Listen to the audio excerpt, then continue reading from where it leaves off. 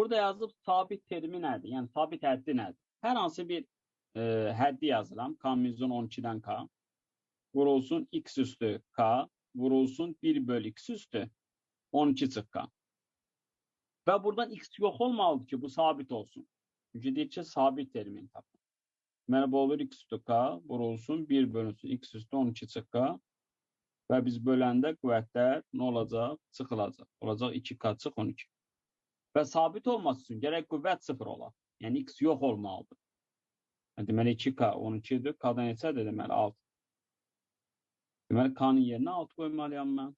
Onda burada nə yazacaq? K-miz 12-dən 6. 12-dən 6-nı bu xarici ədəbiyyat belə yazır. Yəni yuxarıya ümumi həddi yazır, aşağıya da tapdığımız K-nı yazır.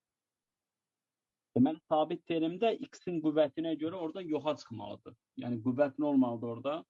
0 olmalıdır. Anladıq mı?